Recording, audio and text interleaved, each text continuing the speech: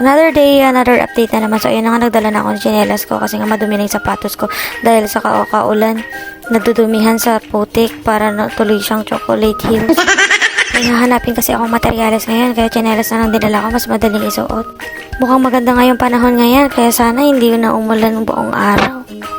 Habang nasa biyahe nga kami papunta sa site, nakita ko to. Miss you, baby. Sana ko. Nakarating na nga din kami dito sa site. At pagbaba ko nga ng sasakyan, ayun na nga, nag-toolbox na kami. After ng toolbox namin, tumingin ako sa paligid. Ayun na nga, mukhang makulimlim na naman. Inukutan ko na nga at gagawa na naman ako ng report. Tapos ayun na nga, nakita ko itong mga to. May nagsasalita nga sa taas. Ayun pala si Jinko. Sabi niya, malapit na daw birthday niya. Sabi ko naman, edi magpakain siya. Katapos ko nga silang ikutan, ayun na nga, sabi ko, magpahinga muna ako at gagawa na ako ng report ko. Ang dami ko nga gagawin ngayon. Tapos ayun, tinawag ako, andyan na daw yung nagtitinda ng merienda. Kaya sabi ko, unahin ko muna yung sarili ko. Baka kasi gutom na yung mga bulati ko. Mainit na sopas nga at malamig na soft drinks sa merienda ko ngayon para malito yung mga nakatira sa tiyan ko. Pagkatapos ko nga magmerienda, tinawag nila ako. Andyan daw yung boss ko. Nag-surprise visit nga siya. Ang tagal nga din namin nagkwentuhan about sa site at about sa buhay-buhay. Tapos pagkaalis niya, ayun na nga, chinecheck ko yung ilong ko. Baka dumudugo na.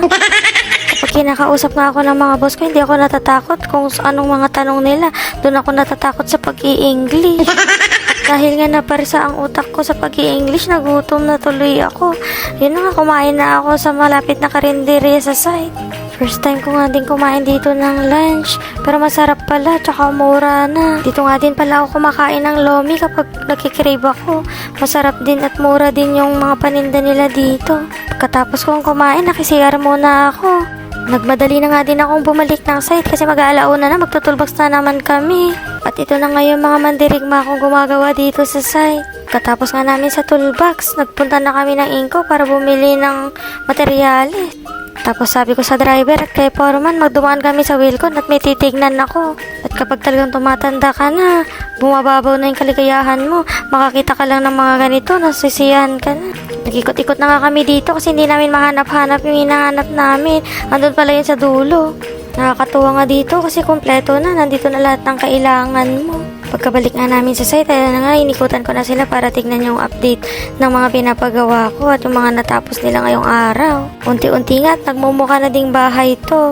Konting pagod at pawis na nga lang, ayan na nga, malapit nang matapos. Pag tinitingnan ko nga sa malayuan, grabe, nakikita ko yung malaking pagbabago.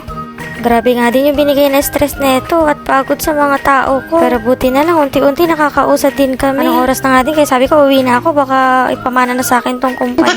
Sabi ko sa kanila, pasok ulit sila bukas. Yun lang, bye!